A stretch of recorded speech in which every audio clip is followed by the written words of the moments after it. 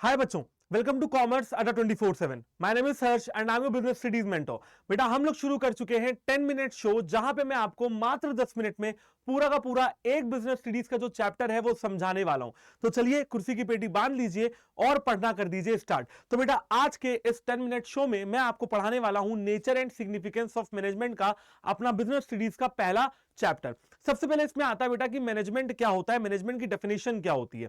तो बेटा मैनेजमेंट एक प्रोसेस है जहां पे आप प्लान करते हो, ऑर्गेनाइज करते हो अपने रिसोर्सेज को, अपनी एक्टिविटीज को, ताकि आप अपनी ऑर्गेनाइजेशन के जो कुछ भी गोल्स हैं उनको अचीव कर सकें in an effective and efficient manner possible. अगर आप इसको साथ में पढ़ेंगे तो ये कुछ ऐसा बनेगा। Management is a process of planning and organising the resources and activities of a business to achieve specific goals in the effective and efficient manner possible. सबसे पहले मैनेजमेंट एक प्रोसेस है, यानी कि लंबी चलने वाली एक ऐसी प्रोसेस है जो कभी खत्म नहीं होती है।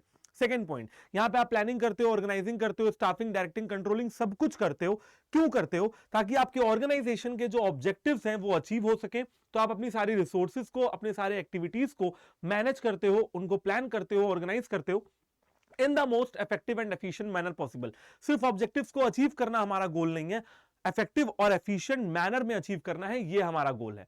अब नेक्स्ट आता है बेटा कि इफेक्टिवनेस क्या होती है और एफिशिएंसी क्या होती है। इफेक्टिवनेस का मतलब होता है doing the right thing in the right way at the right time. हम अपने एक सही काम को करें सही तरीके से और वो भी सही समय में। मान लीजिए मुझे टास्क मिला है 10 दिन में खत्म करने का, तो मैं जो है 10 दिन में खत्म कर दूं। एफिशिएंसी का मतलब क्या होता है कि हम मैक्सिमम रिजल्ट्स अचीव करें विद लीस्ट कॉस्ट। बेटा कॉस्ट कम से कम लगनी चाहिए, ज्यादा खर्चा नहीं होना चाहिए। It refers to complete the job in time no matter whatever is the cost. यहां पे मेन फोकस है टाइम पे काम खत्म करो। Main consideration is time. समय पे जो आपका टास्क है वो पूरा होना चाहिए, समय पे जो आपका काम है वो कंप्लीट होना चाहिए। लेकिन यहां पे मेन फोकस होता है बेटा कॉस्ट इफेक्टिव मैनर में, यानी कि आपको अपना काम करना है। Refers to completing the task on time in the cost effective manner. पैसा बचाते हुए काम करना है। अगर आपको अपने आप को एक इफेक्टिव मैनेजर कहलवाना है तो टाइम पे काम खत्म करना पड़ेगा, और अगर एक एफिशिएंट मैनेजर या एफिशिएंट एम्प्लॉय कहलवाना है तो काम करना पड़ेगा कम से कम खर्चे में। अब आता है कैरेक्टरिस्टिक्स या फीचर ऑफ मैनेजमेंट। सबसे पहला फीचर है गोल ओरिएंटेड। मैनेजमेंट एक गोल ओरिएंटेड प्रोसेस है जहां पे आप लोग ऑब्जेक्टिव्स को जो है अचीव करने की बात करते हो। Management is all pervasive. Management universal है। दुनिया में कोई भी एक्टिविटी हो रही होगी वहां पे मैनेजमेंट करना पड़ेगा। Anything minus management is nothing और जीरो। हर एक्टिविटी में मैनेजमेंट लगेगी ही लगेगी। मैनेजमेंट मल्टी डायमेंशनल है, यानी कि मैनेजमेंट में 3 डायमेंशन हैं, 3D है। पहला वर्क, दूसरा पीपल, तीसरा ऑपरेशंस। यानी कि आप लोगों को मैनेज करते हो, काम को मैनेज करते हो और अपने डेली रूटीन के जो ऑपरेशंस हैं उनको मैनेज करते हो। मैनेजमेंट कॉन्टिन्यूअस है, यानी कि कभी ना खत्म होने वाली एक प्रोसेस है जो हमेशा चलती रहेगी, क्योंकि ऑब्जेक्टिव्स कभी खत्म नहीं होंगे। इसलिए ऑब्जेक्टिव्स को अचीव करने के लिए मैनेजमेंट भी कभी खत्म नहीं होगा। मैनेजमेंट एक ग्रुप एक्टिविटी है, एक सिंगल मैन एफर्ट मैनेजमेंट में नहीं होता है। कहते हैं ना one man army. One man army यहां पे कुछ भी नहीं होता है, ये ग्रुप एक्टिविटी है। सारे इंप्लॉइज, सारे मैनेजर्स मिलके अपने ऑर्गेनाइजेशन के ऑब्जेक्टिव्स को अचीव करते हैं। डायनेमिक। मैनेजमेंट एवर चेंजिंग है। बिजनेस इन्वायरमेंट बदलता रहेगा। बिजनेस इन्वायरमेंट बदलता रहेगा, मैनेजमेंट को अपने हिसाब से बिजनेस इन्वायरमेंट को अडॉप्ट करना होगा और बदलना पड़ेगा। Ever changing. कभी भी मैनेजमेंट आज से 20 साल पहले जैसा मैनेजमेंट है, जरूरी नहीं कि आज भी वैसा ही मैनेजमेंट आप चलाएं तो आपकी कंपनी को सक्सेस मिली जाए, ऐसा जरूरी नहीं है।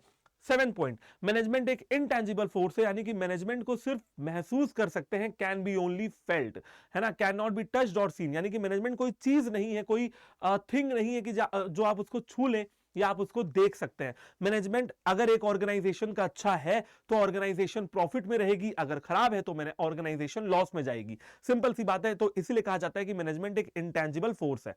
ठीक है, चलिए आगे बढ़ते हैं और समझते हैं अपने नेक्स्ट टॉपिक को, जो कि है objectives of management. There are 3 objectives of management. First, organisational objective, जहां पे आप कंपनी के, ऑर्गेनाइजेशन के ऑब्जेक्टिव्स को अचीव करने की बात करते हो। किसी भी कंपनी का पहला ऑब्जेक्टिव होता है टफ कॉम्पिटेटिव मार्केट में सरवाइव करती रहे, तो सर्वाइवल। किसी भी कंपनी का सेकंड ऑब्जेक्टिव होता है पैसे कमाना ताकि अपनी कॉस्ट को कवर कर सके, दैट इज प्रॉफिट। और किसी भी कंपनी का थर्ड ऑब्जेक्टिव होता है ग्रोथ, यानी कि पैसे कमाना ताकि सर्वाइव कर सके, कॉस्ट भी मेंटेन हो जाए और ग्रो भी करती रहे, कंपनी हमारी बढ़ती रहे, रिस्क लेने के चांसेस भी बने रहे। ठीक है भाई, कंपनी के पास अगर पैसा होगा तभी वो रिस्क ले पाएगी, तो ग्रोथ के अंदर वो भी आ जाता है। पॉइंट नंबर 2 यानी कि सेकंड ऑब्जेक्टिव है सोशल ऑब्जेक्टिव। सोशल ऑब्जेक्टिव का मतलब है आसान भाषा में कि समाज के बेहतरी के लिए काम करना। आप समाज की बेहतरी के लिए कैसे काम कर सकते हैं? अच्छे प्रोडक्ट निकालिए, good quality product fair rate से बेचिए, environmental friendly methods of production, production के एनवायरमेंटल फ्रेंडली मेथड्स को यूज करिए, पॉल्यूशन वगैरह ज्यादा नहीं करना है, एम्प्लॉयमेंट अपॉर्चुनिटीज को क्रिएट करना है। और थर्ड पॉइंट है कि schools and health care sector में भी आप कुछ कर सकते हैं। एटसेट्रा लिखा हुआ है, यानी कि इसके अंदर बहुत सारी चीजें आती हैं, ये चीजें कुछ एग्जाम्पल्स हैं। पर्सनल ऑब्जेक्टिव में आते हैं। पर्सनल ऑब्जेक्टिव में यह समझना होता है कि एक ऑर्गेनाइजेशन में अलग अलग तरीके के लोग काम कर रहे हैं, अलग अलग पर्सनैलिटी के, अलग अलग बैकग्राउंड के, अलग अलग एक्सपीरियंस और अलग अलग ऑब्जेक्टिव्स के लोग काम कर रहे हैं, तो सबके अपने अपनी इच्छाएं हैं एक ऑर्गेनाइजेशन में काम करते हुए। पहली इच्छा सैलरी, दूसरी परक्विजिट्स यानी कि सैलरी के अलावा कुछ पैसे मिल जाए या कुछ और अदर बेनिफिट्स मिल जाए, रिकॉग्निशन हमें पहचान मिले, अगर हम अच्छा काम कर रहे हैं तो हमारी तारीफ हो, और पर्सनल ग्रोथ यानी कि मैं ऑर्गेनाइजेशन की ग्रोथ में पार्ट बनूं बट मेरे भी करियर डेवलपमेंट की बात हो, मेरी भी पर्सनल ग्रोथ की बात हो। इसे कहते हैं बच्चों पर्सनल ऑब्जेक्टिव। पहला ऑर्गेनाइजेशनल ऑब्जेक्टिव, दूसरा सोशल ऑब्जेक्टिव और तीसरा पर्सनल ऑब्जेक्टिव। चलिए आते हैं बेटा moving to the next topic, that is importance of management. Management help करता है ऑर्गेनाइजेशन गोल्स को अचीव करने के लिए। हम सब मिलकर काम करते हैं ताकि ऑर्गेनाइजेशन के ऑब्जेक्टिव्स पूरे हो पाए, गोल पूरे हो पाए, टारगेट पूरे हो पाए, क्योंकि हम सब मिलकर काम करते हैं। तो मैनेजमेंट अगर होगा तो फिर सारे मिलकर काम करेंगे और ग्रुप गोल्स को अचीव करेंगे। एम्प्लॉयज की एफिशिएंसी बढ़ेगी अगर मैनेजमेंट आपका अच्छा होगा। आपका ऑर्गेनाइजेशन डायनेमिक ऑर्गेनाइजेशन बन पाएगा, यानी कि बिजनेस एनवायरनमेंट को अडॉप्ट कर पाएगा जब आप अच्छे मैनेजमेंट को करते हैं। मैनेजमेंट आपका बहुत बढ़िया होता है एक ऑर्गेनाइजेशन में। मैनेजमेंट का मतलब क्या होता है? प्रबंधन करना। प्रबंधन बोले तो कि सारी एक्टिविटीज को कुछ इस तरीके से मैनेज करना कि सारे काम अच्छे तरीके से होते रहे, बहुत आसानी से और कॉस्ट को बचाते हुए। पांचवा point, helps in achieving personal objective. Personal objectives को अचीव करने की यहां पे बात कही जा रही है कि जो कुछ भी हमारे एम्प्लॉयज के पर्सनल ऑब्जेक्टिव्स हैं उनको भी अचीव करवाया जाए। सोसाइटी का डेवलपमेंट की यहां पे बात हो रही है कि समाज की डेवलपमेंट की बात भी हो रही है कि अगर आप मैनेजमेंट अच्छे से करते हैं तो ना सिर्फ पर्सनल ऑब्जेक्टिव जबकि सोसाइटल ऑब्जेक्टिव्स को भी आप अचीव करते हैं। Moving to the next topic, that is nature of management. Nature of management में सबसे पहला आता है management as a science, management as an art और मैनेजमेंट एज एन प्रोफेशन। अगर मैनेजमेंट एज अ साइंस में देखते हैं तो साइंस एक सिस्टमाइज्ड बॉडी ऑफ नॉलेज है। यहां जहां पे आपको अगर साइंस यानी कि विज्ञान के क्षेत्र में जाना है तो आपको प्रॉपर एक नॉलेज लेनी पड़ेगी। यहां पे सब कुछ एक्सपेरिमेंट से होता है। आप किसी भी साइंस के विज्ञान को, केमिस्ट्री, फिजिक्स, कुछ भी आप देख लीजिए, वहां पे आपको एक्सपेरिमेंट करने होते हैं। एग्जांपल के तौर पे कोविड-19 की वैक्सीन बनी होगी तो एक्सपेरिमेंट करके बनी होगी। Third point, universal validity.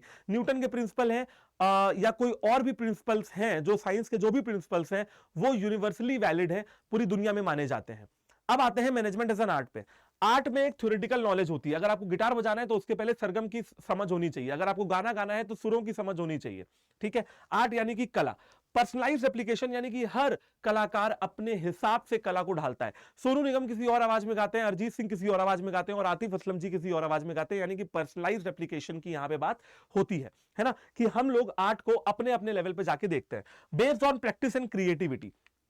Art जो है वो प्रैक्टिस और क्रिएटिविटी के बेसिस पे काम करती है, यानी कि आप जितना ज्यादा प्रैक्टिस करेंगे, जितना ज्यादा क्रिएटिव रहेंगे, उतना ही आपकी आर्ट, कलाकार आप और अच्छे बनेंगे।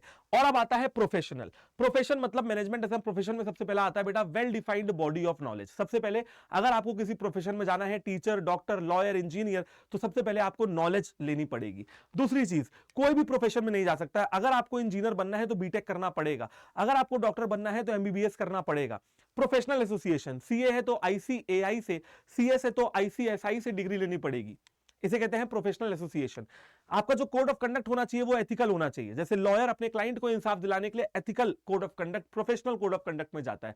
डॉक्टर अपने पेशेंट का इलाज करने के लिए एथिकल कोड ऑफ कंडक्ट में रहता है। और लास्ट में है सर्विस मोटिव। जो प्रोफेशनल्स हैं वो सर्विस देते हैं, वो कोई सामान नहीं बेच रहे हैं। जैसे टीचर टीच कर रहा है, डॉक्टर इलाज कर रहा है, लॉयर इंसाफ दिलवा रहा है, इंजीनियर आपके लिए आपकी पर्सनलाइज जो है सर्विसेज दे रहा है। यहां पे देखिए लिखा हुआ है आखिरी में कंक्लूजन क्या है, मैनेजमेंट क्या है, मैनेजमेंट साइंस है, आर्ट है या प्रोफेशन है। मैनेजमेंट एक सोशल साइंस है, कंक्लूजन लिखा हुआ है management is a social science. Art में लिखा हुआ है conclusion management is a complete art, management art ही है।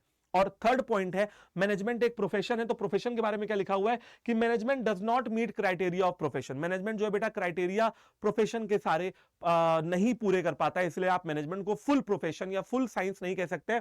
मैनेजमेंट को आप सॉफ्ट साइंस या इनएग्जैक्ट साइंस या सोशल साइंस बोल सकते हैं, लेकिन हाँ मैनेजमेंट आर्ट पूरा होता है, तो management is a complete art. बात करते हैं टॉप लेवल, मिडिल लेवल और लोअर लेवल मैनेजमेंट की, यानी कि लेवल्स ऑफ मैनेजमेंट की पहले नाम देख लेते हैं।